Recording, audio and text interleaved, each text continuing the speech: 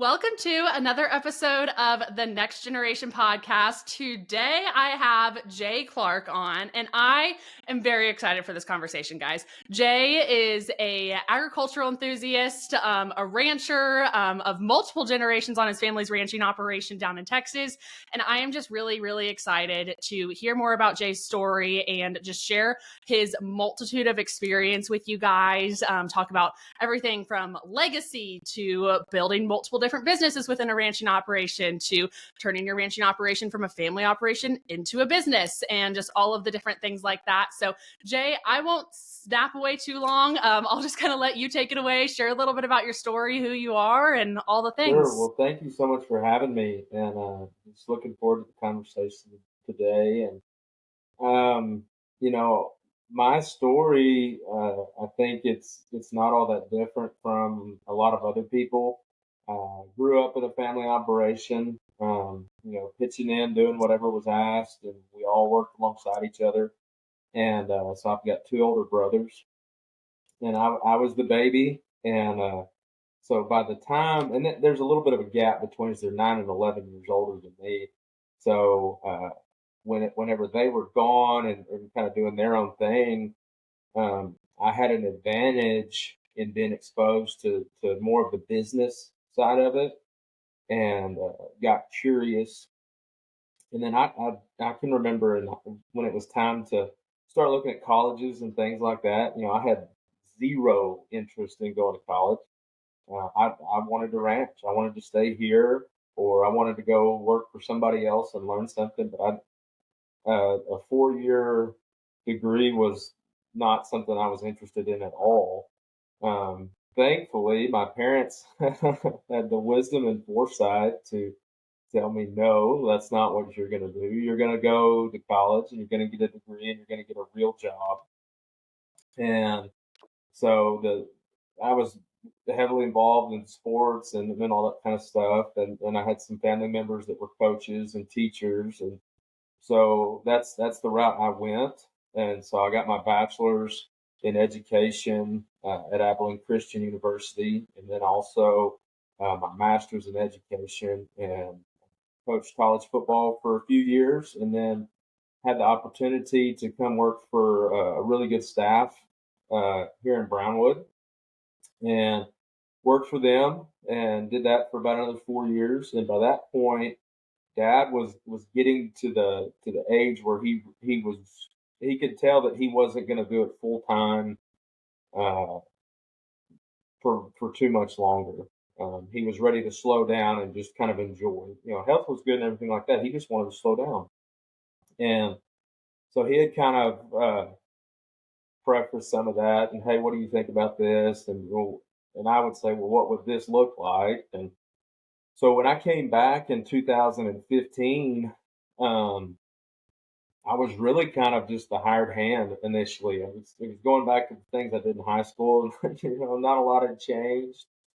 And I was having a tough time seeing a future for my family. By that point, I was married to my beautiful wife, Francie, and we had started talking about having kids, but I just couldn't see how the numbers worked. And so part of my training in education, I was very heavy on economics and finance, um, and the math didn't work, and that was a big concern of mine.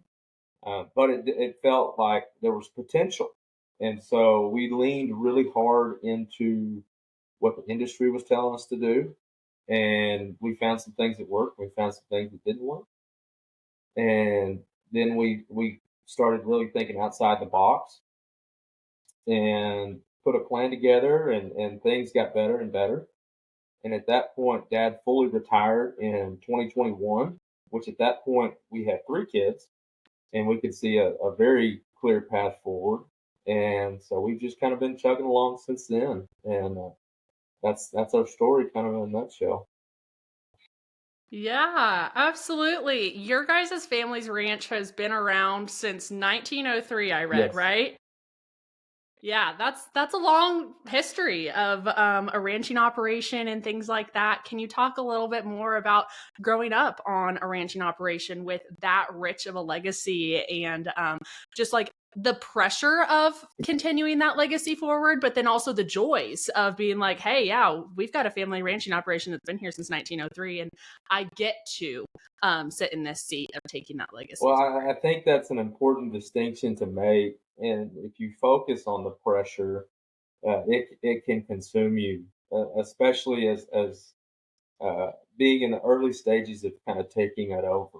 And because you have this balance of you want to put your own stamp on it, but at the same time, you don't want to be the one that screws it up, that ruins it. Yeah. Um, but like you said, when you focus on what you get to do and what you get to be a part of, that's the really exciting thing. And it moves you from a fear based scarcity mindset where you're thinking about all the things that go wrong or could go wrong, and hey, how can I make this thing better? And one of the best pieces of advice that I ever got, and it's as simple as can be, but every day do something to make your place better. And that could Yeah. be picking up a piece of trash or tightening up a wire. It doesn't have to be this huge project or grand entrance or something like that. Just every day do something to make your place a little bit better, and just keep on going. Yeah. I really like that mindset. And I think that that goes into what you kind of had chatted about early on in your story of you came to the ranch with more of an economics mindset and that you were like, okay, how can we make this place better? How can we make this place not only the numbers punch, but make it something that we're excited to show up to work every single day and get to not only ranch, but be involved in a few different things. Can you talk a little bit more about your guys' path and journey of starting new things within the ranch and innovation and just all of the other things that you guys have kind of branched off into doing other than just, having some cows? Yeah, we like to say we're serial entrepreneurs. But when I came back initially, because I had no formal training. I mean, I took ag in high school, and I'd learned from my dad and some neighbors, but I didn't have any, an animal science degree from A&M or something like that. I felt very Yeah. underqualified, and so I just leaned really heavy into the things that were coming out of the industry, whether it's the publications or the extension service. Just really looking into that because from where I was at, that was the voice of authority on the people that really knew what they were doing. And I don't want people to misunderstand me, so I want to make sure that I'm very clear in this. I'm not saying they gave bad advice. I'm not saying that they were wrong. But for me, just to say, okay, here's the recipe, copy and paste, that's not how it works. And that's true for any of those organizations or models or whatever you want to call it.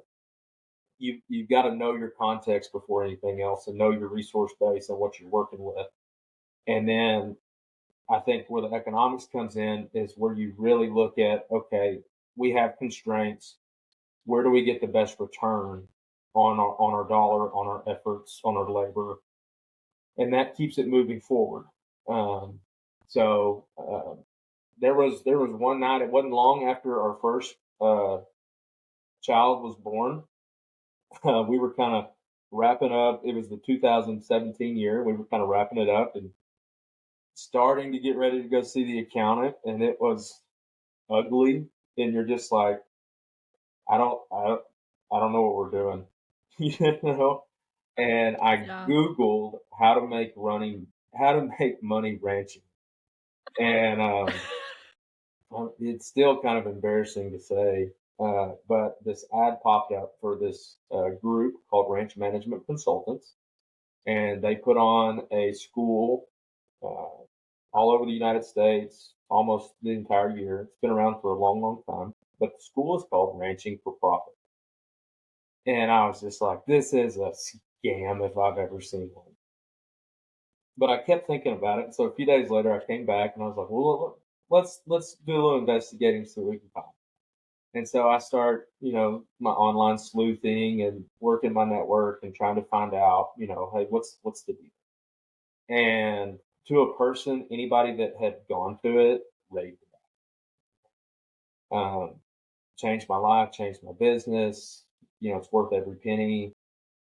And so somehow or another, I conned, and it's not cheap to go, but I conned my folks into helping pay for it. And so I went to the school, and just a quick little snippet about it. It's essentially a business school for people in production agriculture. And they recognize that knowing how to raise an animal or to run a ranch is not the same as knowing how to run a business that raises animals.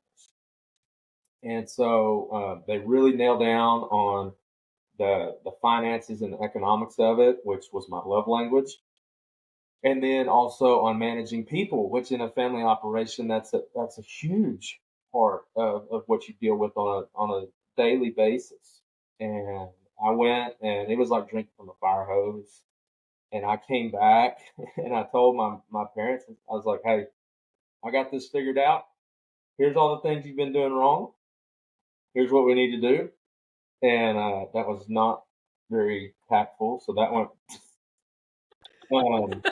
But then one of the things that really caught my attention is their education piece for after the school is a peer advisory board called Executive Link. And so you interview and are placed on a board, and you talk about all your problems, the finances, the warts of your business, the family issues, whatever it is. I mean, they're essentially your board of directors. And so at one of the very first meetings, my EL board made the recommendation that I should pay for my parents to go. And I thought that was a pretty good idea. And so I asked them, I said, this is important. I would really like for you to go to this. And they said, no. And then I came back a couple weeks later and said, I have got you an all expense paid trip to Wichita, Kansas, was where the school was at. And it's really important. I'd like for you to go. And so they went. And another thing that I did along with that is I had scheduled a tour of a ranch that was implementing a lot of those practices, both from a regenerative perspective on the land, but also with the people management and with their economics and finances. And that is what sold them, I think, more than anything, because they saw what it could be, and then they went and kind of saw how you get there. And I'll never forget when my mom got back, she said, we bought the T-shirt and drank the Kool-Aid. Let's get started. And so, that was about 6 years ago, and it's been phenomenal for us. It really has. But to your point about how we approach things from a business perspective, one of the things that I latched onto was we have a lot of family businesses in agriculture, and a lot of times they're not run like businesses. And we know things that we should do if we're going to treat it like a business. And a lot of times we let the family get in the way of running the business. But let's strive to run the business so we can then go run the family. Because if the business is functioning and things are happening the way they're supposed to happen, and things are getting done the way they're supposed to get done, then it's a lot easier for the family to go be a family. And you don't have all these other things that are hanging over, between you and your brother or your uncle or whoever. And that's been tremendous for us. Yeah, absolutely. I think that is just something that isn't talked about enough on family operations. It's one of those things that's like, hey, are we sitting down and having like a business discussion with our board of directors, aka the rest of the family, and making these business decisions from a business mindset and not just from a mindset of, well, this is what my feelings are, and I'm afraid to get my feelings hurt, and so I don't want to talk about this like a business. Because you guys, I understand like that there is a ton of like heritage and legacy and feelings in a family operation, but I think that it's important to remember that if we want to continue to better these operations, we need to continue to approach them like a business. and asking those business decisions like, okay, is this pasture actually worth us keeping?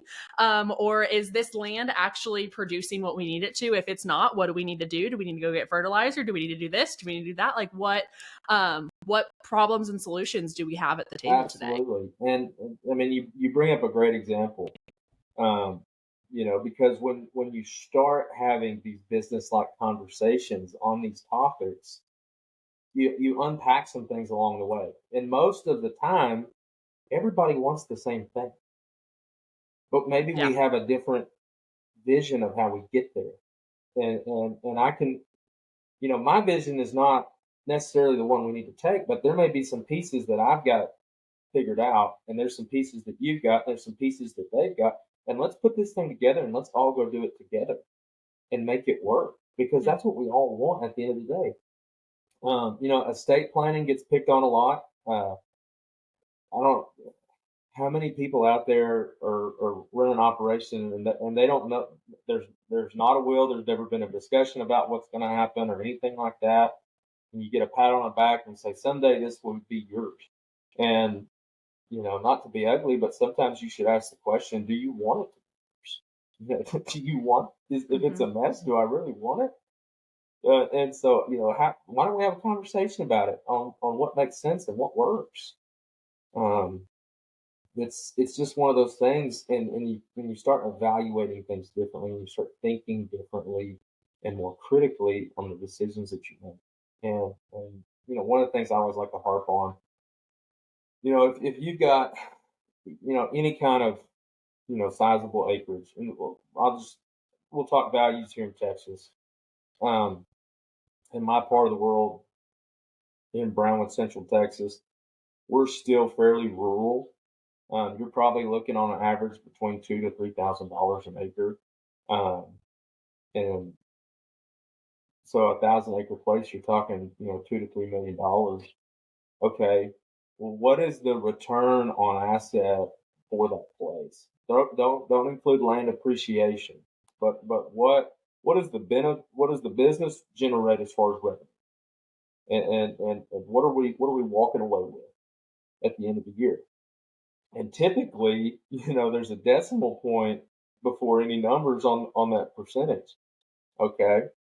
And I could say this because I've done it, and I've even had the minus sign before it too. So I can talk freely about this. But if I went down to Edward Jones or Wachovia or whoever has the office on Main Street, and I gave them that same $2 or $3 million and said, do a good job with it, Mike. And they brought me a 0.5% return after a year, I would call them a crook and run them down at the coffee shop and the feed store and everywhere else, and they'd be out of business. But in ag, we're just like, we're just going to keep on, you know, they they signed up for another year on our line of credit or what have you, and it's like we own multi-million-dollar businesses. Let's start acting like it. And and we get on the employee side of it. Now, how many multi-million-dollar businesses pay people, in sweat equity or $12 an hour, and you get to go fishing? We wonder why we can't find help. It's like, well, let's build a business that produces, healthy profits and cash flow and all this kind of stuff that does what we want it to do, and then let's go hire good people to help us do more of it. There's a sign. We were trying to hire a secretary the other day at the Farm Bureau, and we were having a tough time because our salary was, I don't remember exactly what it was. It was less than $13 an hour. And there's a sign at McDonald's that you started at 16. And it's like, well, that's who we're competing with for our workforce. So Yeah. what do we need to do to make these businesses work where we can attract people and not just take what's left over? And I'm not saying we have to pay, $100,000 salaries. That'd be great. There's places that do, and those Mhm. managers and those employees are worth every penny. But how do we get where we pay people $50,000, $60,000 a year and take care of our employees instead of using them up? So Mhm. yeah, you got me on the soapbox for a little bit. No, you're good. I couldn't agree more though. Like we do operate these multi-million dollar businesses and we need to start acting like it. And I feel like there are so many, not I feel like I know there are so many hundreds of thousands of ranches out there that they are land rich and cash poor. And it's one of those situations that yeah, that's awesome. I'm so happy for you guys that you have a bunch of land and that it is worth more than when your grandpa had it 30 years ago. But at the end of the day, like that's not the way that businesses are run. And that's not the way that you should continue to run your business, being land rich and cash poor. It's you don't need to go get another line of credit. Like figure out other ways that you can be bringing in that cash flow. And yes, books look very different for agricultural operations. Trust me, I do the books for my dad's ranch. Like I get it. They look very different. And but it's at the same time like do you have the capital coming in liquid cash to be able to hire employees and pay them well and to be able to go and make business investments that are going to continue to further your business and everything like that? Because at the end of the day, it's a business and we need to continue to treat it like one. Amen. Yeah, it's you have talked about so many key things and got me on my soapbox too. I'm sure people can hear it. But you from just like your experience and going away to that ranching management class and everything else like that, you brought back a lot of just like regenerative, oh my gosh, I can't talk. Regenerative. Regenerative. You guys know what I'm. Yes, thank you. It's like I'm trying to say cinnamon over here. Like just different things. Back to your ranching operation and what have those kind of looked like for you guys? I know they're going to look very different from state to state, everything like that. So everyone listening, just take that with a grain of salt. He's in Texas. But what are those like different things look like for your guys' operation and stuff like that? And just like how have they continued to improve your business as like you as an individual went and got this education and brought back this wealth of knowledge? Well, I think the first thing, it's not like you go check out the knowledge and just you're done. You're continually Yeah. investing in yourself, investing in your operation. You're learning new things all the time. And you've got to be that lifelong learner where you're always, you know, examining yourself and what you're doing and what could we do better. Um, and where that kind of started, it's fun. A lot of people kind of think I'm an environmentalist or something now because I don't put out fertilizer. I don't spray the brush. Like I really don't use chemicals anymore. Um, we the thing that really made me look at is I wanted to take a hard look at our economics and our overheads and what we were spending and figure out a way to cheapen this thing up a little bit. And that's one of those things you have to be careful with because you're not going to starve a profit into your operation. And so one of the things that I looked at is so we can pick a few things and pull them out and see how it goes, or we can pull everything out and see what we really have to put back in. And I guess for a young and dumb, maybe that's the route that I opted for. So overnight, we pulled basically everything out except for the vaccinations for the cattle that our vet told us like you need to do this. Um, we kept worming our cattle. We pulled the mineral out and went to the ancient sea salts. And then we used just a very small amount of supplemental protein. And as you can expect, there was a learning curve. Not everything went just great, but we found the things that we needed to add back in.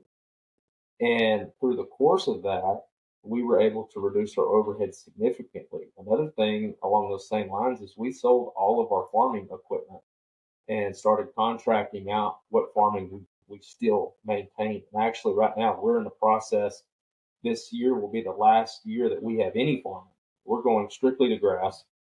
In our area, there's not a ton of farming, um, but it's just a better fit for us and what we want to do. So, and I've got two skid steers and a couple trailers, and that's about it. As far as equipment, you think about, what you're taking off the sheet as far as equipment depreciation, maintenance, fuel, all those things, and really trying to go after this mindset of, how can we produce the most with the least, and finding some balance there. And that's not going to work for everybody. Don't follow my recipe, but experiment and see what works for you. We've had for everything that's worked right, we've had a couple dozen things go wrong. But be strategic in the way that you do it. If there's an example, we were pretty traditional for our area, so we had cow calf. We raised replacement heifers. We would buy stockers every year to graze on the small grains that we planted. We would cut hay. And then because we didn't have enough going on, we also did hunting, and we also added sheep. A long time ago, we had a feedlot. And then my dad really liked messing with bulls, so we started doing commercial bulls. So with 3 employee units, we had about 10 different enterprises. Oh, and freezer beef. Don't forget freezer beef. So we had more than enough to do, but we weren't really doing any of it very well. And so Mm-hmm. we quit doing the heifers. We quit doing the bulls. We quit doing the stuff. I mean, we pulled it down. We said, we're going to do cow calf, sheep, and hunting. And then over time, we've added a few things back in, but we're doing everything at a much higher level of profit than we were previously. And it's one of those things that, back to our previous conversation, when we're treating it like a business, if there's this McDonald's has a hamburger that's not selling, they ain't gonna make it anymore. And so Yeah. let's not do the things that aren't working. So Yeah, I like what you brought up about the fact that you guys had your hand in a bunch of different candy baskets and you were doing all the different things, but you weren't doing any of mhm. them well. And I think that sometimes we overload our plates so much with all the new things or all the new ideas and all of this stuff that it's like we want to do all of these things and our heart is always in the right place. But I think it's important to remember, okay, where am I spending my time? And honestly, for me, a big thing that helped me was I started breaking it down on a profit aspect. I started time tracking and doing some profit analyzation of, all right, where am I spending the most of my time and what hourly rate am I making Yeah. the most at? And what business is doing that for me? Because there are some things that we were doing and that they didn't make sense Mhm. for us anymore. And they weren't providing that profit that we needed to. Can you talk a little bit more about those decisions that you guys had to go through to kind of cut it back down to the bare bones? And that's not an easy conversation to have. And Yeah. especially when you have different family units in a ranching operation, some people, your dad probably didn't want to give up the bulls super easily at the time and stuff like that. But they've paid dividends in the long run because you were able to cut down, really focus on building that foundation. And then once that foundation was solid, you're like, okay, now we can start adding things back in and we can do them well Right. now. So I think part of it, and I don't want to give my specific criteria on whether we do something or don't do something because it's so individual to your operation. I don't Yeah. want to lead anybody the wrong way. But you need to develop a set of criteria or guidelines on, hey, these are the things that have to be in place for us to start this enterprise. Or when you evaluate your enterprises and your business, okay, I need to see an improvement in this one if it's not doing well. Okay, this is what I need to see, or we're not going to do it, and we're all on board with that. Okay, and then but when you put numbers to it, like you're talking about with the things that you've got going on, it takes a lot of the emotion out of it because Mm-hmm. if you're doing this thing because you want to put it on Instagram or whatever, okay, that's fine, but what is it costing you to do it? And so, it cost me this much to do it. I don't know that I want to do it anymore. And so putting the numbers on it is such a powerful thing because it takes, like I said, the emotion out of it. You can make clear decisions. As far as kind of how we navigated some of that, really shutting a lot of that down was pretty easy because while we were shutting those enterprises down, we were experiencing such a tremendous savings in the overheads by getting rid of equipment and some of these other things. It was a no-brainer.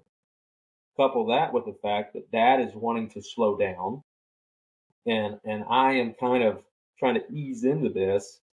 We were all on board with that. Like, let's do a few things, but let's do them really, really well, and focus in Mhm. on these things. So that made it easy. Where it's really paid the dividends is as we've started to add some of these things back in. That's when, okay, why are we going to do this? For example, like this year, we kept back heifers. We have not kept back heifers for probably 5 or 6 years now since we stopped doing that. And we had to sit down and said, okay, we're keeping heifers back because of A, B, and C. This is a decision for this year, not for perpetuity. And everybody's good with it. Okay, we're all on the same page. Okay, so we're keeping heifers back, and we've got a plan on how we're going to market the ones that we don't keep, where we're not losing our shirt on that. So being very tactical in how we move forward into these things. Yeah, I think that that's so important. And you kind of touched on it a little bit too in previous conversations we've had, and then on this too, of your dad starting to step down and that decision of him stepping down and you kind of stepping into that leadership role and making these decisions. You were still making them as a family unit. Your dad is still involved, but you're kind of the decision maker now. And I think a lot of people understand the stress that can be put on people in those situations of, especially in some ranching operations, maybe dad doesn't want to step down. They still want that involvement, but what does that look like? Because they can't be the key decision maker anymore. They want to kind of have a glimpse of what retirement would maybe look like. And maybe they want to go sit on a beach in the Bahamas for a week at a time and stuff like that. Well, you can't necessarily do that if you're in the middle of calving season. But what did that kind of look like for you guys? What were some key lessons you learned along the way? Different things Yeah, like and that. that's a really good one. So what we did is, and knowing the advantage that I had and that Dad had is we were both very open about what we wanted. And I knew that he wanted to slow down. I knew that I needed to do more than just uh, supporting a family wasn't enough. I wanted to grow and build. And so um, we had identified some enterprises that we were immediately going to get rid of, and we had some others that it's like we're gonna tinker with these for a little bit and see if we can fix it. We think we can fix it. Yeah. And so, the way it started was the first enterprise that I had was the sheep. And so that was my thing. And I was in charge of that 100%. And it funneled into everything else that we had with the business. And so that gave me a way to have some autonomy and some ownership over what we're doing. But it also gave me a way to kind of grade myself and see some growth and, hey, what are we doing well? What could be better? But it also gave Dad a way to see, okay, here's some improvement. He's taking it serious, or it gave him comfort. And then so what we started doing is every year with the enterprises that we had left, he would pass one on and I would take it over. And so now, paired with that, I took a lot of those expenses as we started working on transitioning the business. And so that gave us a really nice kind of handing off, whereas he slowed down more and pulled more of his funds out of the business, I was ramping up, as opposed to what a lot of families end up doing, where one sibling ends up having to take it all on at once. And so gave me a lot of confidence moving forward. Hey, I've dealt with problems. I've done this. The bank liked it because he's got some experience. There's not too much exposure. And so it worked out really well.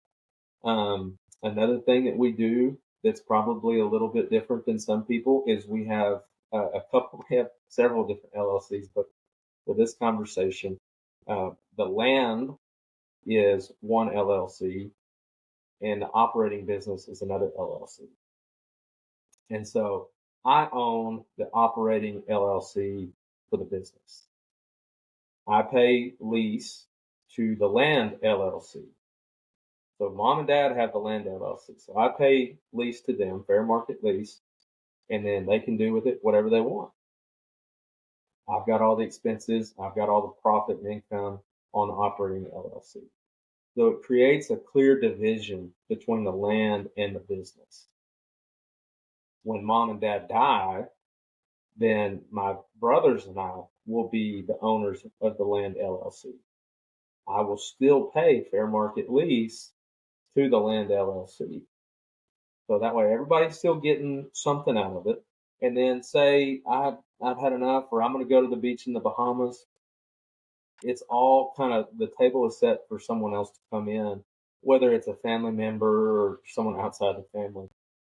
The framework is there where that can be pretty seamless.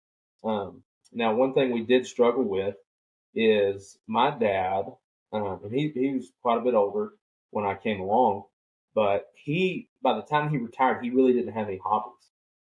He used to go hunting a lot, but a lot of his buddies are they're either dead or they're to the point where like they can't go elk hunting in Colorado anymore. They're too old, and so Yeah. he didn't have anything to retire to.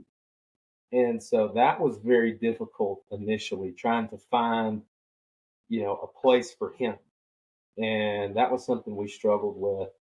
And so one of the solutions that we came up with is, so I actually pick him up a couple days a week, and he just comes with me. And you're doing whatever I'm doing, and just to get you out of the chair.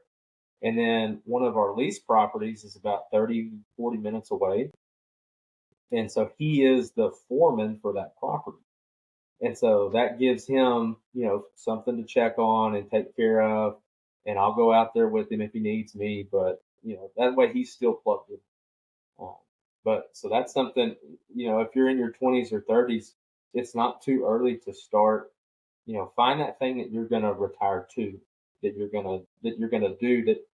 And for me, it needed to be something that didn't have anything at all to do with the ranch. So I started playing golf, and I try really hard to go play golf once every other week. And I'm terrible at it, but I have a good time. But it doesn't have anything to do with the ranch. It doesn't have anything to do with the cows, and it will be there whenever it's time for me to hang it up. And it's really easy for us in agriculture to be like, well, I really like roping, or I really like showing animals or whatever. But my encouragement: get totally out of agriculture for this hobby, because you need to have some space where you can get away from some of those things. I couldn't agree more. And I think that that goes to like honestly just a mental health aspect too. Like you need to have that thing where you can kind of go and you can shut the rest of it off. You don't have to go and you have to think about all of the other things that you have going on in your life. So it's really great to start thinking about that now. Of that kind of challenged me too, of like, oh shoot, what do I have in my life that isn't surrounded in agriculture? And what are my Oh hobbies, I yeah, guess, other than, building a bunch of businesses and doing all the yeah, things and stuff like that. And I think that it's just a good challenge for everyone to kind of like think on that on your own of what is your thing outside of agriculture maybe that you have. And if you don't, what do you need to like go and start experiencing or doing? Maybe that is golf. Maybe it's you're going to go play pickleball with your friends, or you're going to go do something that gets you off of the ranch, or just a place where you can kind of turn it off. yeah, Maybe for you, that's reading. Maybe like it looks different for everyone, but I think that that goes to a mental health aspect too, of making sure that you're taking care of yourself through those multiple businesses and sure, stressors and all of the other things that we have going on in life. absolutely. Yeah, I want to transition a little bit more to just kind of like your personal life outside of the ranch, off of the ranch a little bit. I Jay sent me quite a few articles about him before we did this interview and different things like that. And one of them mentioned that your wife, Francie, didn't grow up in an agricultural background. Can you share a little bit more about you guys like kind of like finding your rhythm? And you moved back to the ranch and you took it over full time. And for some people, that would be a very daunting experience coming in not from an agricultural background and stuff like that. Especially just like she is a big part of the ranch now and everything like that. So can you talk a little bit about just that transition that you guys went through? So I was I was coaching here in Brownwood, and I just happened to see this good looking lady in the gym, and I thought she's not from around here. I better go introduce myself. And so that was right before the 4th of July, and she had just moved to Brownwood from San Diego, California, to work at the local college here. And I asked her out on a date, and she said, "Well, I don't think your girlfriend would be too happy about that." And I mean, she'd been in town for like 3 days. I mean, I, I found her pretty quick. But I told her, I said, "No, no, I don't have a girlfriend." And so then I went home and broke up with my girlfriend, and me and Francie went on a date that night. Um, so, but we were married within a year of that date, so it was pretty fast. But I guess when you know, you know.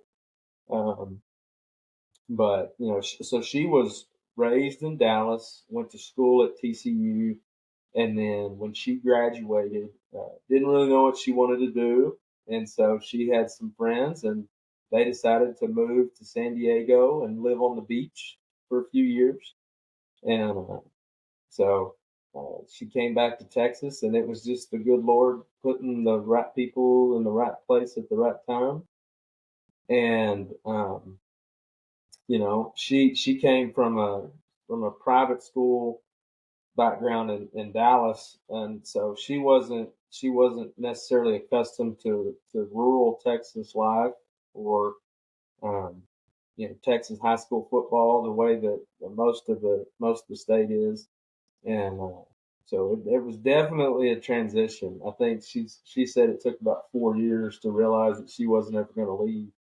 So that first couple years we were married, I was coaching, and then was like kind of told her, Dad was, wanting me to come out to the ranch and this and that, and she was like, "Oh yeah, that'd be fun." She had no clue what she was getting into.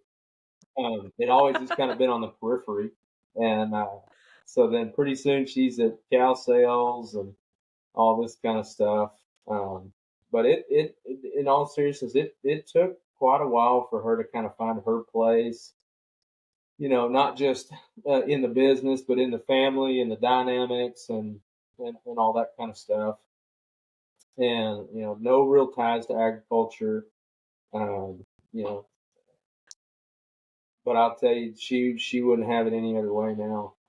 She bakes her own bread, and we drink raw milk and eat our own animals. And every time we had a pet calf in the backyard up until 2 or 3 weeks ago. So it's just been great for our family. The things that we get to expose our kids to, and but also the things we get to expose her circle from Dallas or from Fort Worth, the things that they get exposed to when they come to visit. They come over, and there's a orphan calf in the backyard. They've never even seen a cow in real life, and here they've got one in the backyard. And we live in town. I don't. I may be the owner, but I'm not living in the big house yet. Um, but we've done chickens and all that kind of stuff. But the things we get to expose our friends to, and educate them about, why we do things the way we do.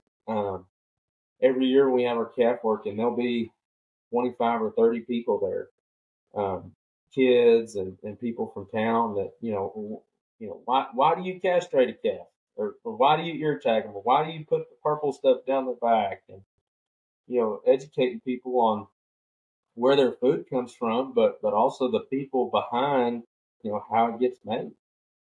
But it's been tremendous. I think that that just like really shows, even just outside of your relationship, just a different side of advocacy, that the opportunities that can be presented, like outside of just like romantic relationships and marriages and stuff Yeah. like that. That don't be afraid as a rancher or as a person in agriculture to expose your life and expose your family and your operation and stuff to people outside of agriculture, because you never know what beauty's going to come from it. Hey, you might get married in less than a year and have a bunch of Yeah. kids. You never know what's going to come from those situations. And I think as agriculturalists, sometimes we just close ourselves off, and we're too quick to close that door, because we are really protective of our ranches and our operations and everything that goes into them. But at the same time, we need to continue to advocate, and just expose people outside of agriculture to it. And I think that that just is a great way to do it, and a testament to your life as well, with your involvement in ag advocacy and just everything like that Well, as one well. thing I'll tell you, and I wish I could cite the study, but I was at one of these deals and they were talking about, who do you trust, and what occupations do you trust? And so they put the chart up there, and of course, like the lowest of the low on the chart is the politicians and the doctors and things like that. But at the very top of the chart was the farmer and the rancher, and they were really harping on us on, you have a story to tell and you need to be telling it. And for a long time, I'm pretty private unless I know you. If I know you, well, I'll talk to you about whatever. Um, but you know, for a long time, I was one of those that, you leave me alone, I'll leave you alone. You do whatever you want. I don't care. I'm not going to throw stones at you. But in today's culture, particularly with social media and all the things that will just go viral out of nowhere, um, a lot of times the loudest voice is the one that people are listening to, and a lot of times it's an outright lie. It's not the truth, and we as agriculturalists, we have got to do a better job telling our story. That doesn't mean that everybody has to be an influencer or post, every day on Instagram or TikTok or whatever. But that gummit, tell your story, because if you don't tell your story, then someone else is going to tell theirs. And I don't want anybody speaking on behalf of what we do except us.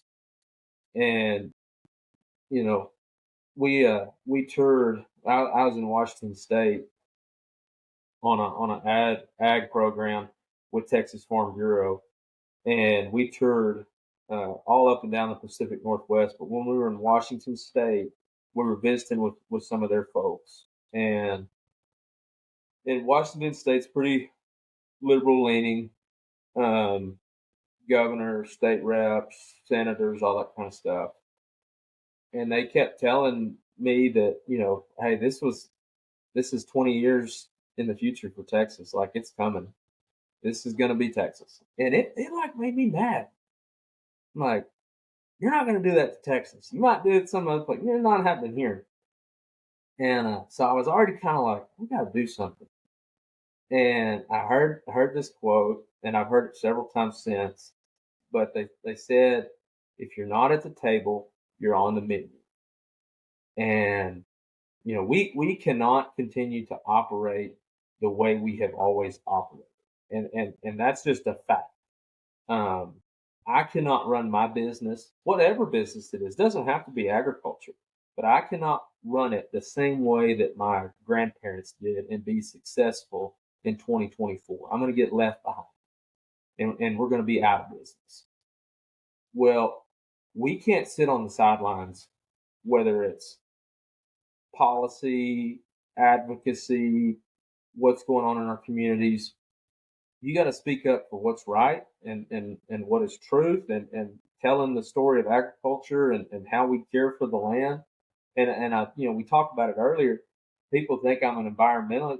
I probably am the biggest environmentalist in our county because it means a lot to me that we have enough water and that our water is clean and that the animals that we're raising are healthy and doing well. And it's not because I love the environment, it's because I love my family and I love our business and I want us to be successful. And so if that makes me an environmentalist, well then paint me green and put me on a bumper sticker.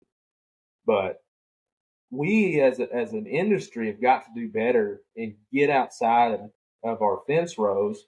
And it does, I'm not saying you got to go to Washington D.C. all the time or go the influencer route, but start with having a conversation with your neighbors or people in town or that you're socializing with. And because people ask me all the time now, all the preschool moms, I'm the one they ask about GMOs and vaccines and stuff like that.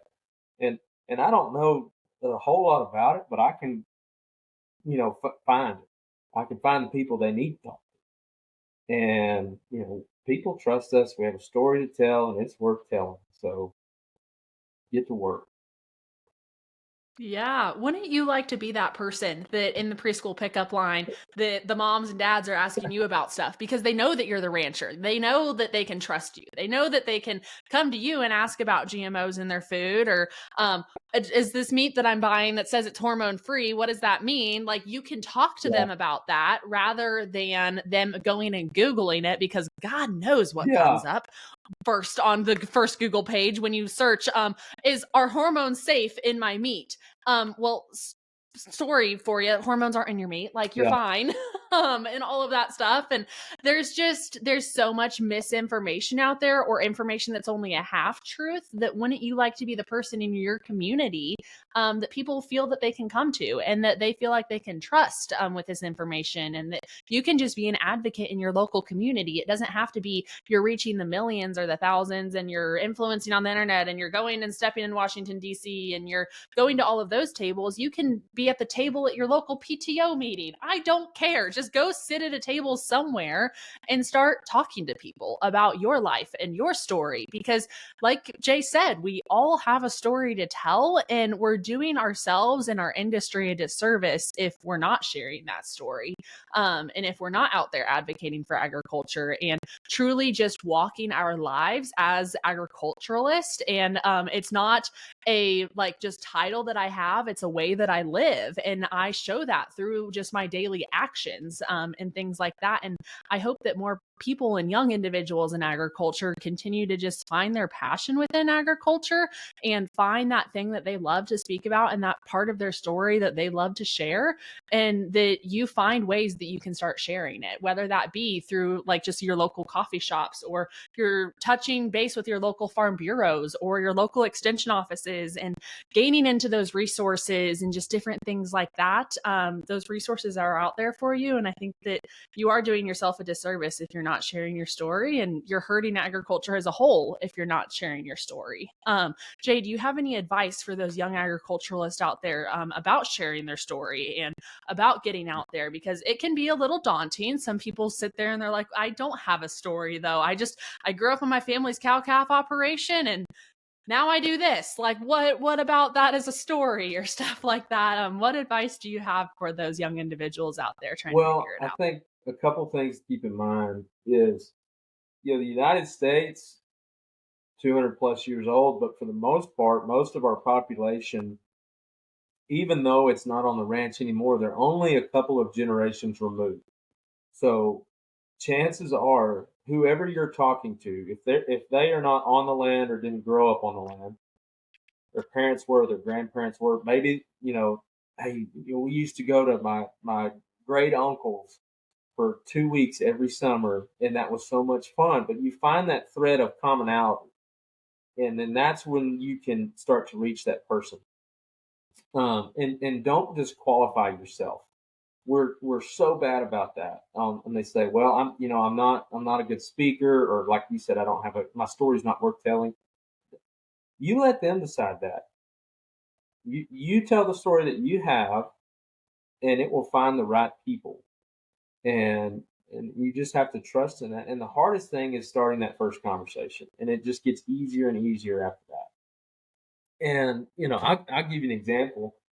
And I've been fortunate with Farm Bureau. I get to go visit with some people, and every year we have a big trip to DC, and we largely meet with friendly folks that represent rural America and kind of see things our way. And a critique that I have offered is that that doesn't necessarily get a lot done. We need to go see the friendly people, but if we want to move the needle, we need to go see the people that aren't as friendly. And then there was a woman that we met with every year, and she was a legislator from urban Houston, and you would think we didn't have anything at all in common. But we got in there and we visited with her every year about agriculture and the things that were important to us. And we made inroads with her on a couple different topics. And one of them was SNAP, which is food stamps. And I told her right off the bat, I said, I'm not here to wage war on SNAP and food stamps. Because I think God put me on this earth for two reasons. That's to take care of his land and animals and to feed his people. So I want to feed everybody I can feed. At the grocery stores, and people see this and they get aggravated. They're on food stamps or SNAP or whatever, and they're buying cookies and ice cream and soda. They turn their nose up and say, "Oh, that's so bad." But you know what they can't buy is a rotisserie chicken because of some of the food safety laws. So tell me where that makes sense. And so I was talking to her, I said, why can't we give people better food? How can we ease the regulations where farmers that set up at a farmer's market can sell their produce without having to go through all the red tape to accept the SNAP payments, where we're getting them better food, better quality, better nutrients. We're keeping the dollars in the community where it's going back into that farmer ranch as opposed to Walmart or HEB or whatever it is. And so at that point, hey, we've got some common ground. We can have a conversation. And another thing that we discussed was the fake meat. And one of her aides was a big barbecue guy, and he was asking me about it. And I said, I bought the fake meat on accident because it looks so similar in the way it's labeled and everything like that. And then he said, well, how did it turn out? I said, well, it's not as good as the real stuff coming off the smoker. And then he asked me about my barbecue pit, and I told him about my barbecue pit. He told me about his. And next thing, we're BSing about barbecue for 20 minutes, but he still talks to me. And so find something you have in common, and don't focus on what the gap between your philosophical ideas or politics or whatever it is. Because if all your focus is on what you don't have in common, you ain't never going to get anything done. But find one thing and start to work on it, and then that will grow. That is absolutely stellar advice. I wish that as a young advocate in agriculture that I heard that growing up, because those conversations weren't fun and they were hard. I was on a bunch of leadership forums and stuff like that growing up that they did challenge us to go and have those conversations and stuff like that. But I don't know if we were always prepped in the best ways, which probably helped grow me as a leader and an advocate in agriculture. But darn it, at the time, I was really cursing the leaders of those organizations putting us in those situations because I was like, well, what the hell are we supposed to talk about? And those, just all the things like that.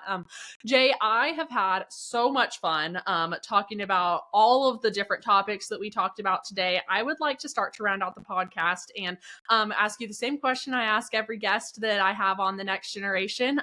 What is the one piece of advice that you would like to give to the next generation of agriculture? If you had a megaphone and you could just scream it from the rooftops to everyone, college age or just people stepping into that next role in agriculture, what would that piece of advice be? Well, it's so hard to narrow it down to one thing.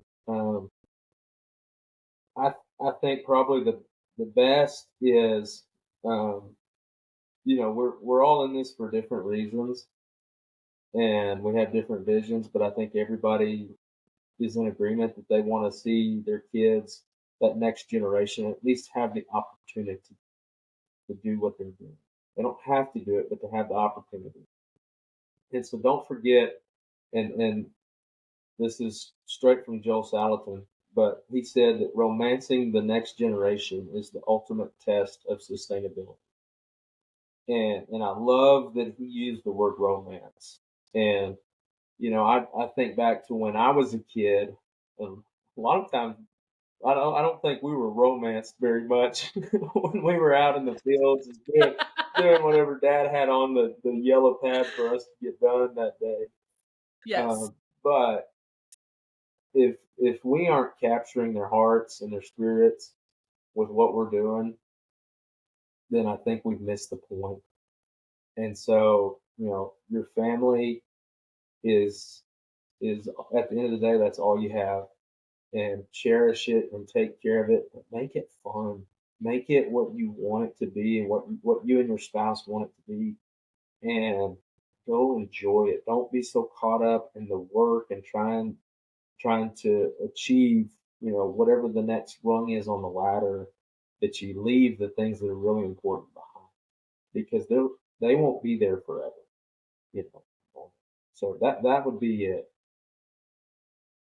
That is an amazing piece of advice, and I just remember that, guys. Just romance it for the next generation and continue to focus on those things that make our souls be lit on fire. Because you know what, for me, it's not necessarily the economics and the numbers and the business part of running an agricultural business, but for some people it is. And you know what, for some people it is just the feeling of being able to drive onto your family's ranching operation, or that feeling of like being able to look out on the land and see all your cattle and see that like you truly are feeding the world and things like that. For everyone it's different, but kind of find that thing for you and continue to push that forward. Be an advocate for agriculture. Jay, thank you so much for coming on the podcast today. I have had just an absolute blast chatting with you, and I know that I got so much motivation and inspiration out of this, and I know that all of the listeners did as well. So thank you for coming on. And to everyone listening, I can't wait to see you next week on another episode of The Next Generation.